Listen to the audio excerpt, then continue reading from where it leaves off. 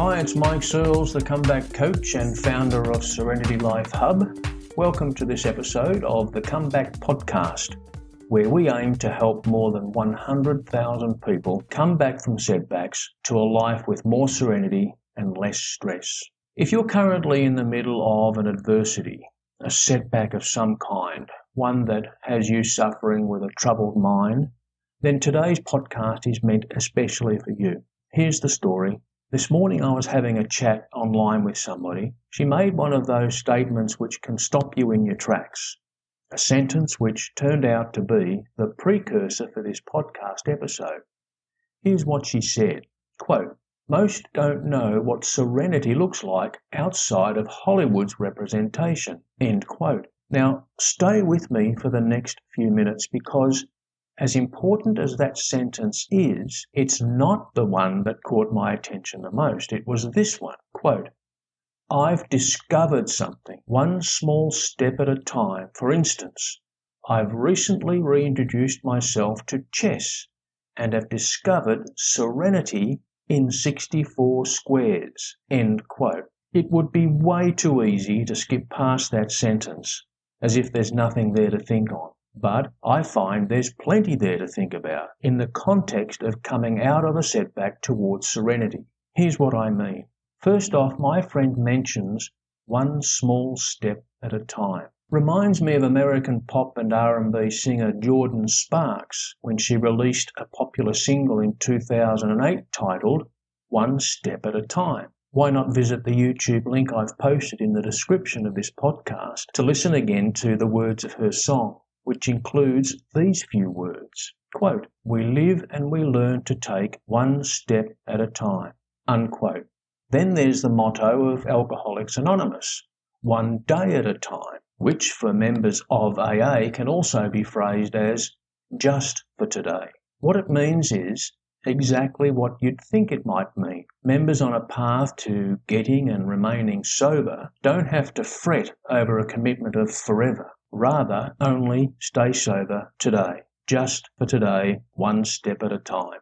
Approaching the intent of something like sobriety or any major intention, just for today, is easier than getting your head around the idea of doing it forever. Your setback or situation may have nothing to do with addiction or even health. It could be about finances, I don't know, or a relationship or business. Whatever you're going through right now, please permit me to share quickly my own little story of one day attending an AA meeting. I was 3 weeks without a drink, and frankly, I was doing it tough.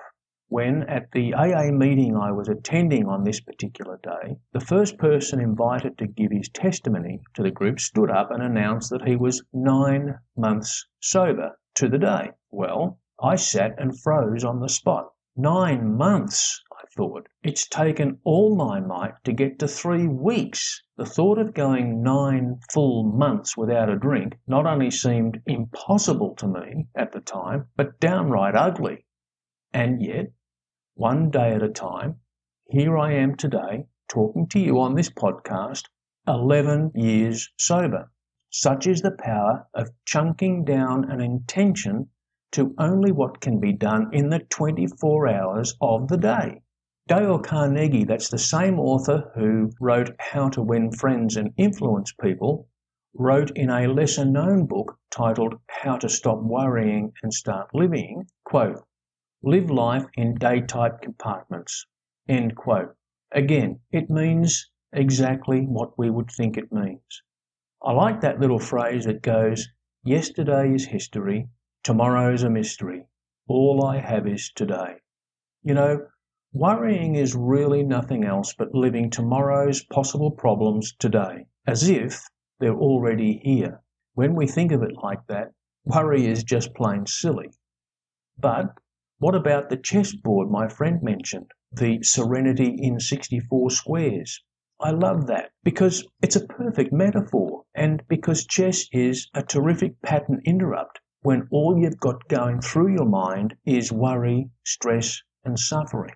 Look, if I'd never been through worry, stress, and suffering myself, I would have no moral right to be prattling on to you in this podcast. Fact is, I have been through it, and I've come through on the other side. knowing what it's like to have serenity in my life. I don't know if you've ever played chess before, but for the uninitiated, it's a board game played by only 2 players. The board having 64 squares, commonly 32 black and 32 white, with the name of the game being to checkmate your opponent. In other words, bring your opponent to a point in the game when they cannot make their next move without losing the game. The pieces used in the game can be moved on the board 1 piece at a time, and each piece has its own power to be able to move a certain number of squares at a time, and in some cases in a certain direction, vertically, horizontally, and also diagonally. But the thing about the game of chess is this: it can only be played 1 move at a time. The masters of chess are known for planning the possible moves of a game in advance, much the same as we might plan our moves in relation to an intention to get life back on track.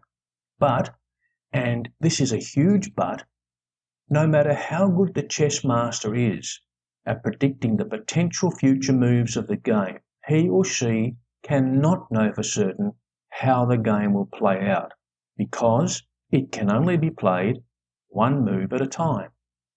Get your life back on track 1 day at a time, inch by inch, and anything's a cinch. A journey of 1 mile begins with the first step. I could go on, but you get my drift, right? You can come back from any setback. You really can. Not only come back, but create a life better than it's ever been before. Now, I don't just believe that, I know it, for I am your living proof. Play your comeback 1 day at a time, 1 move at a time. Let tomorrow take care of itself, but do make your move today. You've got to take real action every day, 1 move at a time, just like in chess on those 64 squares. This is Mike Searles, the comeback coach and founder of Serenity Life Hub, on a mission to help more than 100,000 people come back from setbacks to a life with more serenity and less stress. And thank you for listening.